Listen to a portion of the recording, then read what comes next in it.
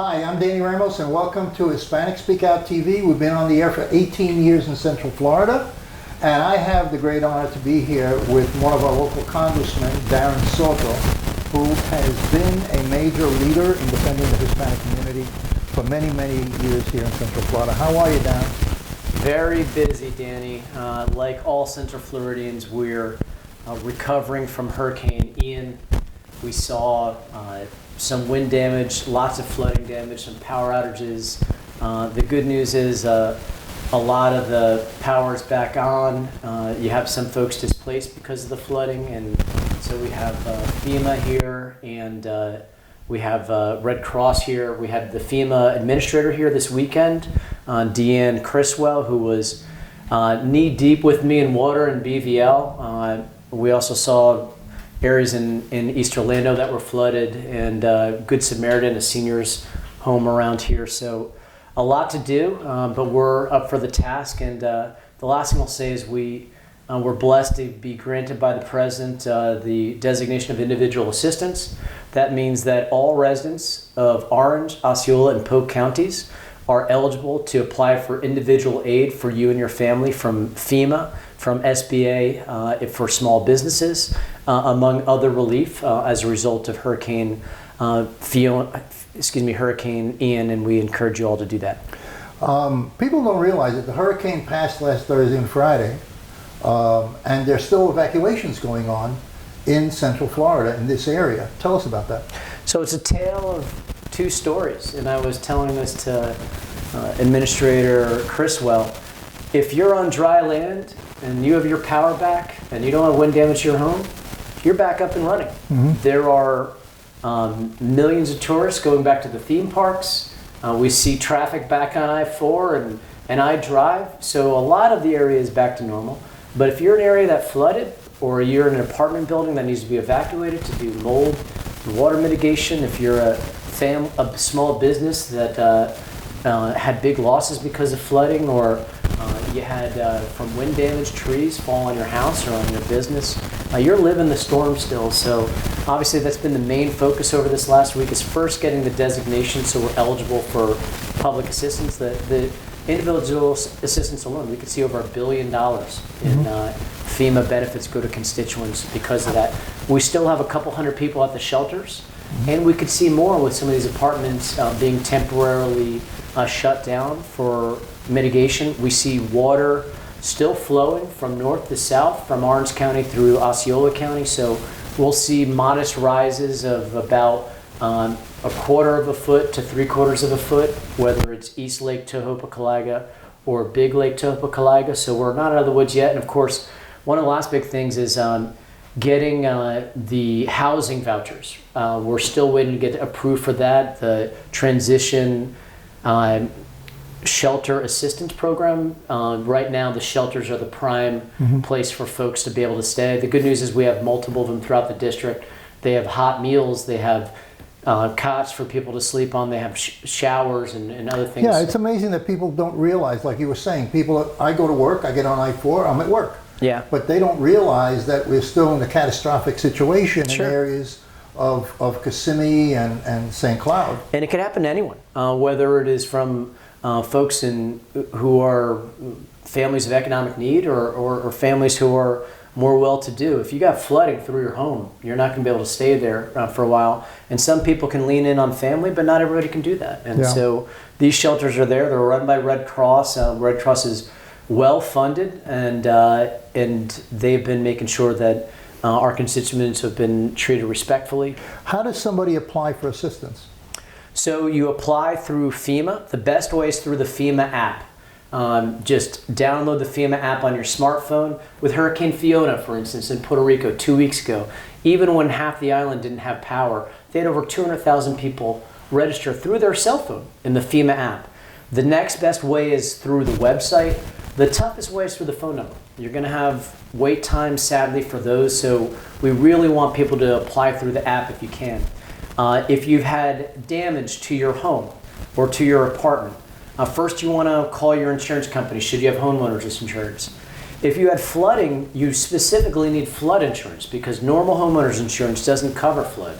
Some people we're in areas that weren't flood zones, but there's going to be a lot of updates to that. You're eligible to apply for flood insurance no matter where you live in the country, and so apply to your flood insurance provider for a claim if you have that. If you have none of the above, FEMA is your best bet. There's a lot of renters that may not have property insurance or renter's insurance. A lot of people live in informal situations where they live with a family member, and so you're entitled to up to $37,900 in property damage and up to $37,900 in personal items. As President Biden mentioned, from a car to a lost wedding ring, and of course you have to verify it. You're going to want to take photos. You could upload all that to the app, to the website, or work through a paper application. Our office is here to help direct you to the correct resources, answer frequently asked questions, and then if you get rejected in your application, we can help you with appeals. The only thing we can't do is fill out the applications for you. For anybody who needs help and doesn't want to go through the phone number, the website, or the app, you can go to any of the shelters in Orange, Osceola, or Polk County. We have FEMA personnel already in the district, and they can help you with your applications as well. Well, you're the leading personality and leader for the Puerto Rican community. What is the situation in Puerto Rico on two levels? Number one, recovery, and the president was recently speaking about that. And also, what is your update on the statehood position? Sure. So first, before there was Ian, there was Fiona in Puerto Rico a week earlier. I traveled down to the island last 2 Sundays ago to see the damage firsthand. The good news is that the recovery was far stronger than in Hurricane Maria. We saw a record nearly 3,000 Puerto Ricans die, most deadly natural disaster in modern history in Hurricane Maria. We saw, sadly, some loss of life of, I believe the last count was in the 20s, and that's tragic, but it's not 3,000 people. We see a lot more lives were saved. We also see it didn't hit the whole island.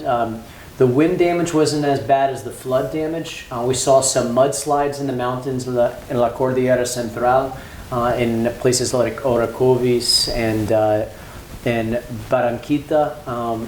We also saw some flooding predominantly in the south, in Salinas, Ponce in particular. So more than 90% of the water and power is back on in the island. But there's some long-term infrastructure work that they've begun after Maria that they're still working on right now. So we're not nearly out of the woods. Most people have power back, but the flooding damage in Ponce was pretty tragic. So there's work to be done, but the response was much better in saving lives and getting people's power and water back on. And of course, they're eligible for FEMA claims down there as well. The president also waived the Jones Act to allow for more diesel to get to the island. They also just did a new grant for small businesses there. So they're continuing to have Fiona in their minds in Washington and in the White House, along with in the Congress. And we'll be working on some supplemental funding for both Hurricane Ian and Hurricane Fiona. Many Puerto Ricans are amazed that the Jones Act is still in effect after 100 years. What's your position on the Jones Act? So certainly it's in Florida's best interest, right? We have multiple ports. So while I do everything I can to represent the island as best I can and help them, my job is in Florida, and we and most ports, American ports, benefit greatly from using American ships, right? And union labor, and so I'm generally supportive of it. I do think there are times we have to waive it, like during a natural disaster. I do also think we can improve upon it with for instance, getting more goods from Puerto Rico on the ships when they're coming back to places like Jacksonville and here to Cape Canaveral. So there's things we can do. Let me interrupt you for 1 second. A lot of people don't understand or know the definition of the Jones Act. Yeah. So you were into it and you got right into it. What is the explanation to tell people what the Jones Act is If you're going to have commerce between states and territories, you're required to use American ships. If you're doing international commerce, it could be any type of ship. So if there is energy that was bound between Texas and Puerto Rico, it would need to be an American chip. Now, keep in mind, these are American jobs, both in the shipping, both in the construction. So it is a huge economic benefit to many areas. But there have been some concerns by Alaska, Hawaii, and our territories, all of which are islands, about that. One of the other things that we're working on to help Puerto Rico is right now the island's only producing 25% of its food, when they have the ability to produce 300, 400 times what they need, 300, 4% more than what they need. Labor continues to be an issue there. They literally have to bring in people from the Dominican Republic to help with some of the agriculture. That's getting better with millennials and Gen Z, who are more interested in organic farming, hydroponic farming, and other high-tech farming. But there was a gap. Remember, in the 80s and 90s, everybody wanted to work in the pharmaceutical industry and Apple Ray, and so a lot of folks left agriculture, but we're seeing people go back in. When we're talking about things like food prices, that would directly lower food prices. So you got a reverse trend going on right now. You do. With agriculture. Millennials and Gen Z generations have been far more interested in going back to agriculture, knowing sustainable agriculture, and you couple it with a farm-to-fork restaurant. There's a lot of ways it's become pretty trendy again, pretty a great way to lower costs. But so that, for instance, is a big one to help out the island. And then exports from the island to Florida are something I've continued to push the shipping companies to do. We've seen some good examples of that. Teton is here in Central Florida. They bring a whole bunch of goods in. Cultural goods do very well on the mainland. Food, spices, fashion and clothing, music and instruments, furniture, things that remind us of Nuestro Hogar. Yeah. Right? Those are big ticket items to the mainland, but we have to continue to put the pressure to get more of those artisan goods to the mainland where there's a good market for it. Yeah. Let's talk a little bit about statehood. Sure. All right. I know that you're pro-statehood. Am I right? Yes, that's certainly my preference. Though we have a compromise bill that I just voted for that we got out of committee. Okay. It includes both statehood, independence, and independence with free association. And so we had all the Democrats besides two vote yes, and then the island's representative, Jennifer Gonzalez-Colon, is actually a Republican. She's been supportive of it. I work very closely with her. Sadly, all the other Republicans voted no. It's now out of committee, and we're hoping to see it get to the floor sometime in November, likely after the election, which would give the Senate about a month and a half to, they've had hearings on it, but to really act. We've gone well beyond the issue has ever gone, right? So you have the three alternatives. Is going to the Senate. How do you think we still got to pass a floor vote, but I feel very good about it. Okay. We have a House floor vote next. We passed the committee already. Okay. And it's going to go to the Senate. Absolutely. What's your take on the Senate? Our two senators need to step up. They've talked a lot about supporting statehood over the years, and they're kind of waffling right now. So, but they're going to have. Why is that? If they've supported in the past, maybe the reality is that they have to now step forward and make a decision. That's a great question, Dan. You should get them on your show and ask that very question.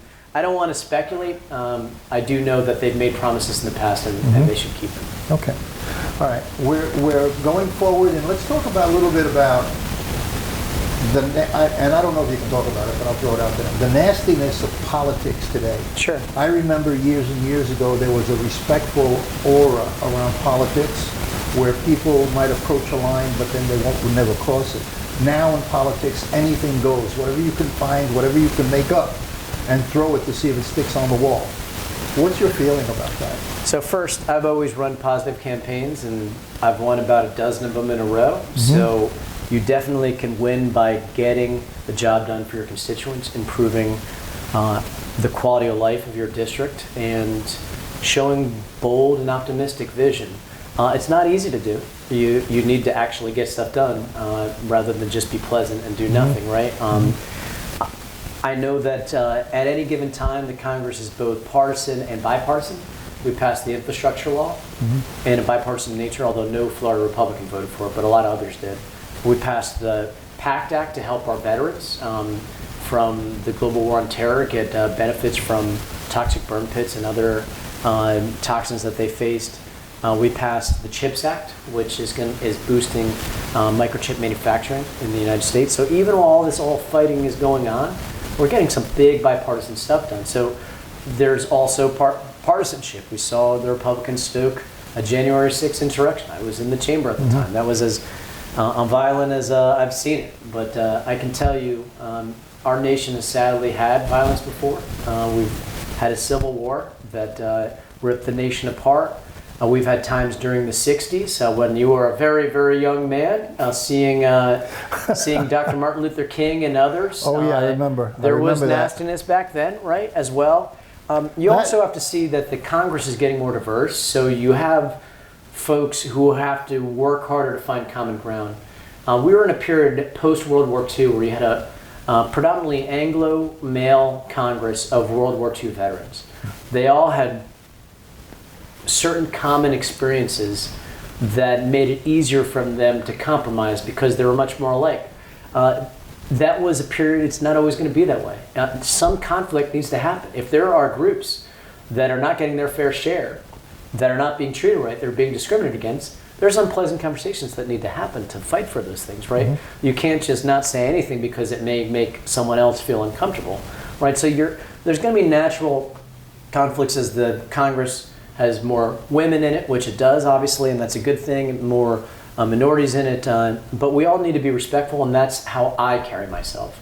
And I'd encourage my colleagues to do the same, though I'm not the boss in that. Okay.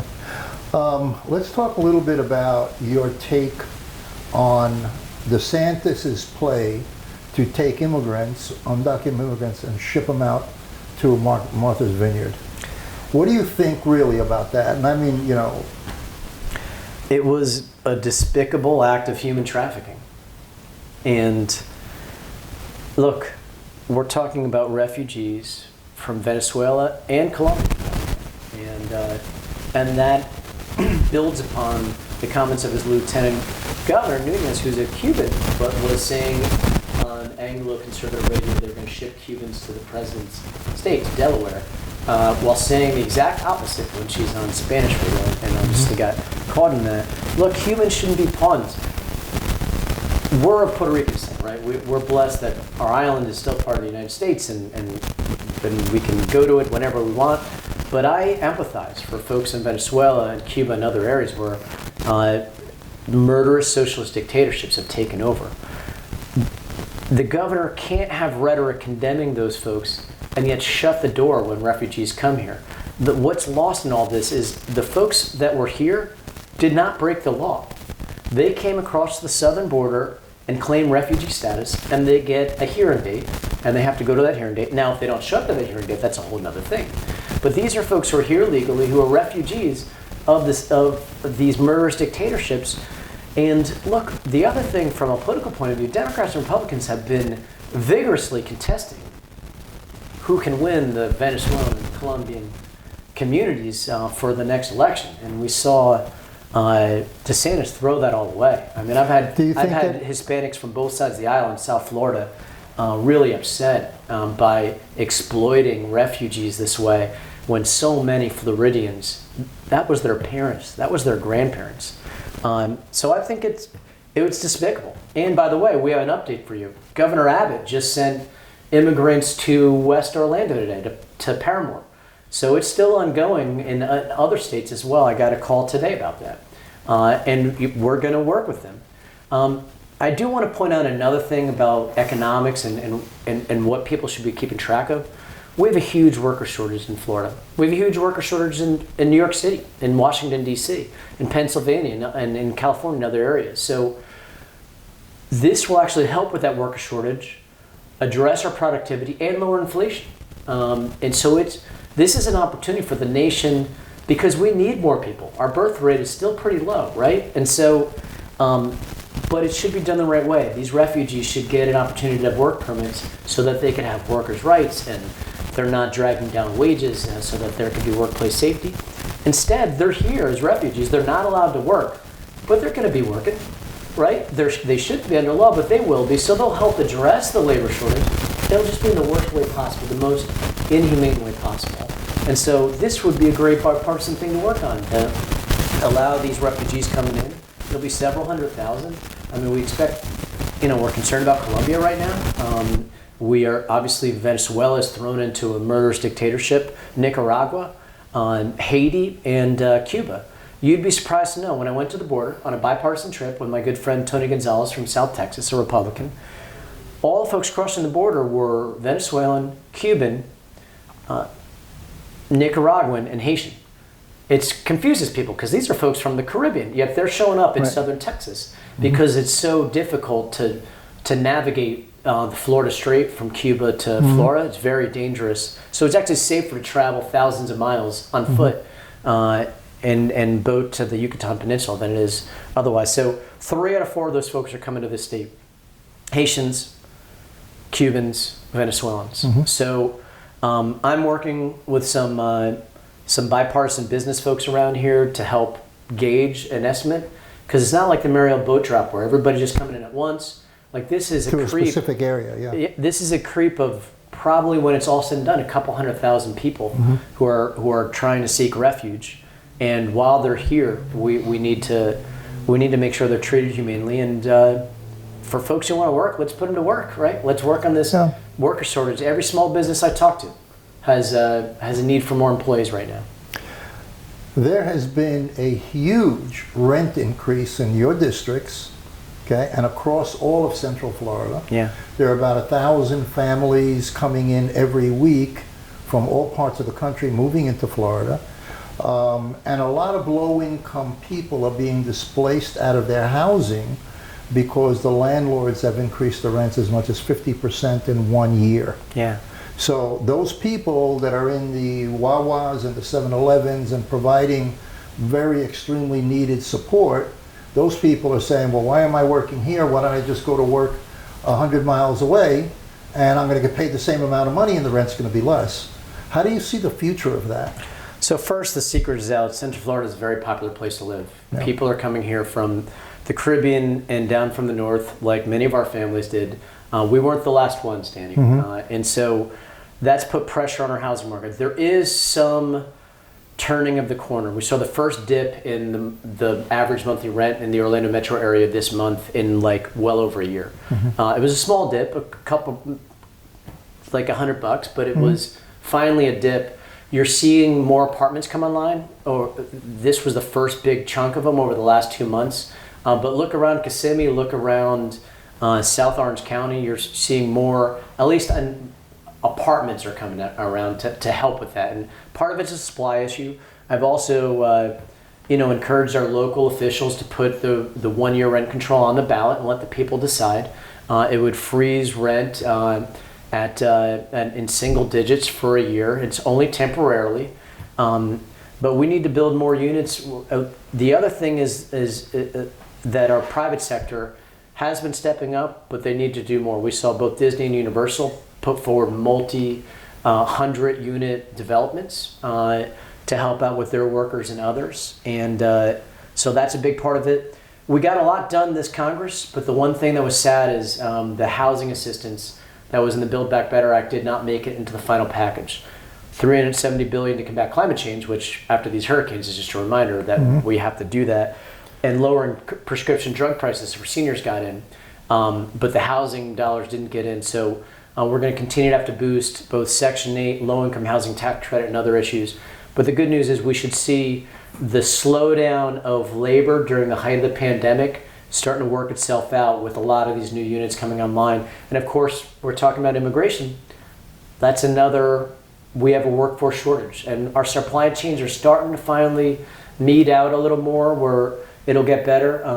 And the last thing is, look, local governments have been trying to designate areas where they'll waive impact fees and adjust zoning for where people can build. They haven't gotten a lot of takers from nonprofits. And the last thing I'll say is we brought back several $100 million over the course of these last 2 years through the American Rescue Plan for rental assistance. So throughout this pandemic, folks have been able to the tune of well over $100 million through Orange, Osceola, and Polk County, get rental assistance. Now we're getting back to more normal and seeing the rents start to drop a little bit, but there's more work that needs to be done. Just to close, because we only have 2 minutes left, What is the primary difference between the Democratic Party and the Republican Party? We're putting people above politics. It's all about delivering for what helps you at the kitchen table. Over this term, we passed the American Rescue Plan to help us get out of the pandemic, get shots in arms, money in pockets, help out with getting folks back to work and helping schools open safely. We passed the infrastructure law to help fix the traffic here in Central Florida, to make our infrastructure more resilient, as we're seeing with Hurricane Ian here.